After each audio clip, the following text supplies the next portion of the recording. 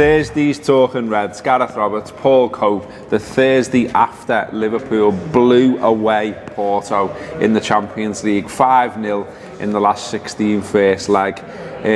What a performance! I mean, I don't think anyone could have predicted that one. I think I'm on record on podcasts and on these saying I would have took a 0-0. I was happy to get it. Yeah, I was happy to get it back to Anfield and go. You know, I'm confident that we'll do them there. So 5-0 away. I was like, go ahead. Yeah. I've been away for a few days. I was away drinking again in the lead up to this. I like to have these mid-season breaks to recharge the batteries. And I heard Paul Senior on one of the shows saying he predicted 4-0, and I couldn't believe anybody wasn't with him. I was completely with Paul on that. I remember saying last season when people were saying, this team's only good against good teams, and I said, God, if only there was one competition where all the best teams played and we might be able to go in that. It's literally, this competition is made for us, and the teams that are especially made for us, I think, are teams like Porto, because they've got no experience of doing what the teams who can challenge us do, which is the Swanseas and the West Broms, which is basically just sit in and defend. They're not going to do that because they've unbeaten at home. So their fans expect them to attack. All they do every week is attack the opposition, and they're not good enough to attack us, and their defence isn't good enough to defend against us. So it's like, if you could draw a team for us to play against, I'd draw a team like Porto. Oh yeah, I mean, I think we all said that. I think we all said, it was the team you wanted to get. Whereas maybe I was a little bit glass half empty or whatever it is. It was that I was just, I seen the record in Europe. They've been pretty decent. English teams haven't gone there and always had their own way. Unbeaten all season in the Portuguese league, although I have no idea around the standard of that. But when I started looking into it and I seen that, they'd lost to Leipzig and they'd lost to Besiktas, I thought we'll be all right across the two legs. I just didn't see 5-0 coming. I mean, the actual performance itself then, I loved it. I just thought there was a real aggressiveness and assertiveness about it early.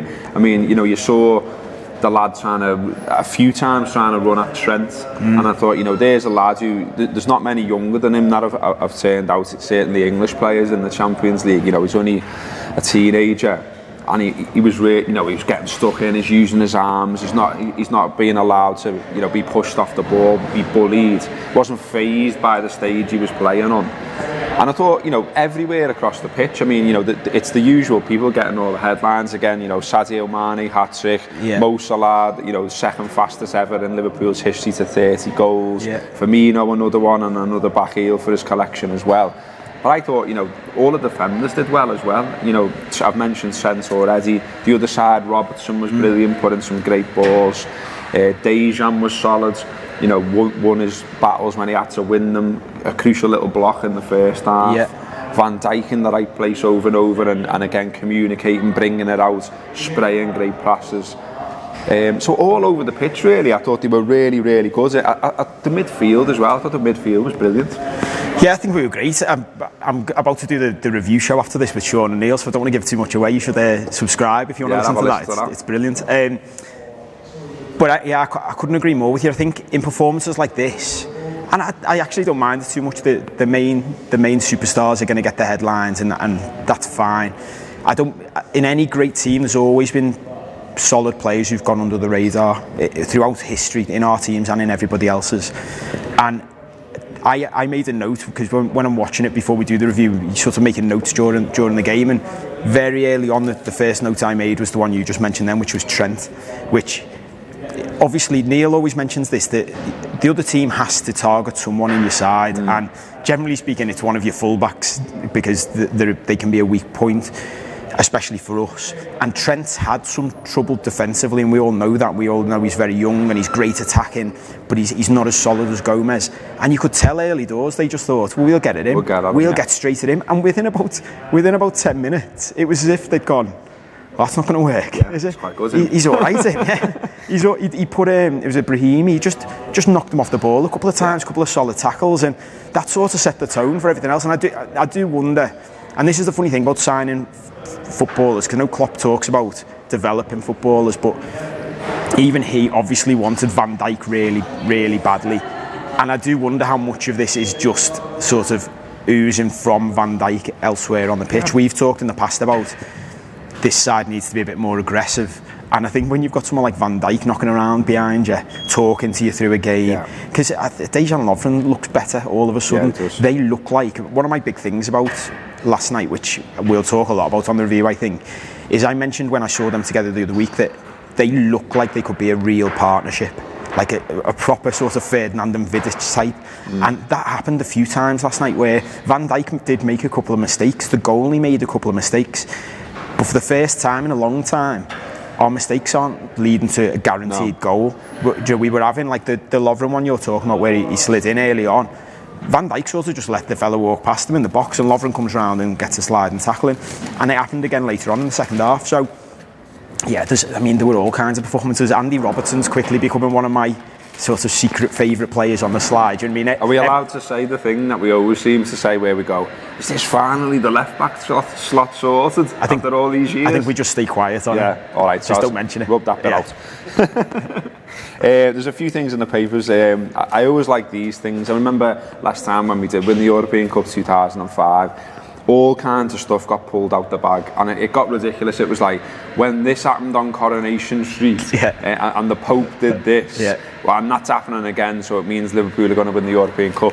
Well, people are starting to pull these out the bag. There's one in the mirror here today. It says, this is the 11th time Liverpool had travelled to Portugal on European duty, and only their third victory in the country. The previous two against Benfica in 78 and 84, they went on to win the European Cup. So there's the first one of them. I'm looking forward to some, people talking about soap operas and stuff like that. I love all that. Don't you like that? I really love it. I think it's fantastic. It's romantic, isn't it? I think it's part of the mystique about us. We start, and there's something I don't like about everyone sort of talking us down, or even our management and stuff. Talk us up, because I think it gets in everyone else's head. Do you know, when you're a footballer on the pitch and you've heard all these things, and all of a sudden Liverpool are coming at you, and you're thinking, it must be there. It's said. David, talk it up. Let's start digging them out. If you're one of them people who can find out all these parallels to past times we won the European Cups, get going on it. Get to work. I wanted to talk about this fella because last night, I was absolutely buzzing watching that, and wrote something on Facebook, all made up, delighted, and I said, look, if you don't think we can go on and win this now, then you're a bit weird, because what are you in it for? You're a football fan, enjoy it. Look how good we are. Look at the goals Mo Salah's scoring. Look at the one where he's juggling it round in the 6-yard box, heading it and putting it in. That's a special player doing that, 30 goals. So why not? And then I was thinking when I was writing it, you'll get someone somewhere who'll be a misery arse about this. You get someone somewhere who'll say Porto aren't that good or whatever. And here he is, Evan Bartlett in today's Eye. The tabloid version of The Independent. He's written a whole piece. The headline is, Reds have a strike force to be feared, but their defence has yet to be tested. Now, I don't know what game he was watching, but I saw several last-ditch blocks and tackles last night that could have led to goals, because we defended well, didn't lead to goals. Evan seems to have missed them. But he also points out that Porto are without a trophy in 5 years, and were without their centre-forward, Abu Bakar. That's probably completely wrong. He also says that that Liverpool haven't been tested defensively, and their defensive organisation could make many in the Championship wins. Wow. He seems to have missed that. We've just recorded 3 consecutive clean sheets away from home. And that's that's only the second time that's happened since 2011. So actually, the defence is playing well. The defence is looking a lot better, as you say, with Van Dijk on board as well. So this fella, I don't really know what's going on with his piece. I don't know why he's writing this the day after Liverpool have won 5-0. He goes on about Otavio, only a last-ditch tackle from Lovren prevents a goal. That's defending. That's defending, mate. Yeah, that's literally it. That's literally what it is. And then he says that was the only real opportunity Porto had all game. That's defending as well. You had Sadio Mane popping up at full-back. You had James Milner, who absolutely worked his socks off, unlucky not to score, but was everywhere and did the most tactical fouls I've ever seen in one game without getting sent off. He was brilliant. I loved his performance. Ronaldo as well. People saying about he goes missing away from home. I've said it as well. He was there. He was involved. They were winning the ball high up. It led to the first 2 goals. So, Evan. Do one, eh? Not into that. There's absolutely loads of boss stats kicking around. I'm sure you've all seen them. Only George Allen, whoever he is, back in 1896, scored 30 goals faster than Mo Salah. He did it in 27, so good for him. But yeah, all the papers, we haven't got the reason this bit's going a little bit long is because we haven't got loads to talk about in the papers today, because it's all about how good the Reds are. And as Kopi said, there will be a review show on Tour Player. It'll be well worth a listen, because we've won 5-0 away from home. You know what I mean? If you're not into listening to that, then you're not into podcasts, then you're not into the Anfield app, you're not into us. What are you watching for? Go and make a cup of tea or something. We'll be back in a minute with the papers. Okay, the papers, as I said here, it's all about the Reds, or is it the Oranges? On all of the backs of the papers, it's all about how good we were, how great we were, and we're unbeaten in that orange kit, by the way. I mean, I just think maybe this might be the most basic point in the world ever, but because they look like a bunch of highlighter pens, do you think basically they can see each other and that's helping? I know, yeah. I thought the exact same thing last night when the commentator said they look like marker pens. It made me think of, remember when Ferguson said about their grey kit? He said they can't see each other, and I remember at the time everyone's like, oh, that's just an excuse, but I was like, well, it's peripheral vision, isn't it? Yeah. Like, I'd be well, we're going to talk about this fella, but if I was a football manager, I'd be doing all that. Definitely. Like, remember when Rodgers changed the colour of the nets and stuff like that? Yeah, so you could see. I'd have gone a step further. I'd have changed the one we were shooting into so we could see it, and change the oppositions into something you can't see. Paint the goalposts need to be white. Make their ones black at half time. Can't see it from the corner of your eye. I'm loving all this. Kopi for Liverpool manager. Okay, what we're going to talk about here, because we've done the Reds first half, obviously, is imagine you're the fan of a big club in London, won loads of trophies, got a good manager and a big ground, you've supported them all your life, and here you are watching Liverpool win 5-0 in the Champions League, Tottenham come back and draw with Juventus, Man City batter Basel, Chelsea going to Barcelona next week, Manchester United going to Spain, and what are you doing? You're going to Sweden in the Europa League, Östersund, which I hope I've said correctly because I've practiced enough times in the office. A team that was formed only 5 months after Wenger took charge of Arsenal. That's they've only been kicking around for 20 odd years. What I like about this thing, there's loads of coverage in the papers today, and it's actually genuinely interesting. Big piece in the Times where they've actually been out and met the manager, Graham Potter. He's an English fella. He's taken over there. And their record signing is Saman Ghoddos, 68 grand. Arsenal's record signing, Aubameyang, 56 million. But Graham Potter's gone out there and they've had a chat with him here in the Times, and it's really interesting. Honestly, have a read of it. So he doesn't know much about them. He goes out there with his wife and an 11-month-old baby in 2011. He said he said his wife is crying every night for 6 months because it's minus 25 outside. It's dark for 20 hours a day.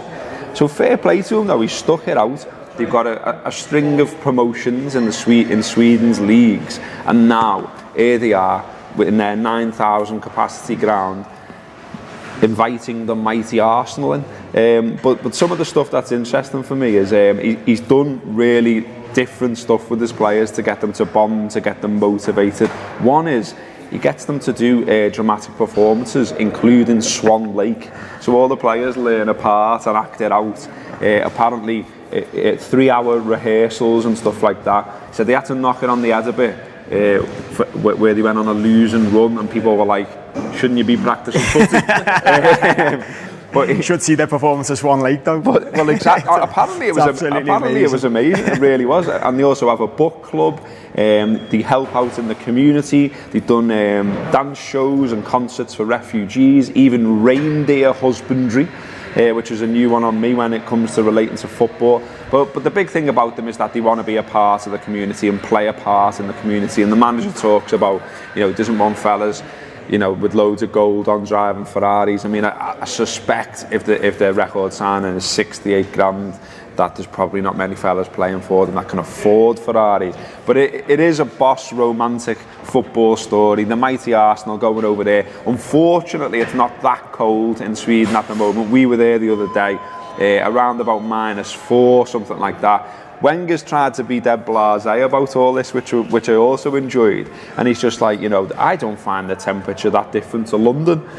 We have cold winds similar to here. I don't think it'll be a big problem. But the other one, and I wonder whether he's getting a bit too complacent, is in the Jampt Craft Arena. I definitely haven't said that right, have I? They've got an artificial 4G pitch, and Wenger's just jibbed it. He's just gone, nah, we're sound. He says, we never practice on this kind of pitch, but our technical level should help us adapt quickly, and we'll need to. I mean, why not just have a bit of a knock round on it? Yeah, it's nuts, isn't it? Like, you'd think with the pressure he's under, and where they are in the league as well, you think, well, he's got to win. He's got to win this competition. He could do with winning it, yeah. And I think that's just arrogant, isn't it? To say, well, we don't need to practice on this type of pitch. I've seen, even going back to the old days with Luton and stuff like that, and the first bounce of the ball that goes flying past someone, and think, it's a bit mad, that, isn't it? Yeah. Going to control it, and it just skips off a little bit. I think there's that thing in your head, isn't it, where it's like, oh, it's dead flat, so it'll be better to play on than grass. But they already play on like bowling green grass, don't they? So it's going to be it's like a tennis player going from one surface, from clay to grass. And these lads, however good or bad they are used to playing on it. It's Absolutely. Like, I mean, I know I'm going back a long way here and showing my age, but you remember when Ronnie Moran was in temporary charge and we went to Luton and got battered? Yeah. And that was on their Plazzy pitch. Well, this is the thing, and with all the Swan Lake stuff and all that, with a manager like that, I would guess that they've got some mad plan that they can unleash on Wenger. And him saying, well, we haven't even practiced on a 4G pitch, he'd be like, watch what we can do on it. Yeah. So they'll be spinning the ball off it and everything. And I love this one. And I don't know who it was, someone on the Anfield app was laughing at me the other day saying, you love this.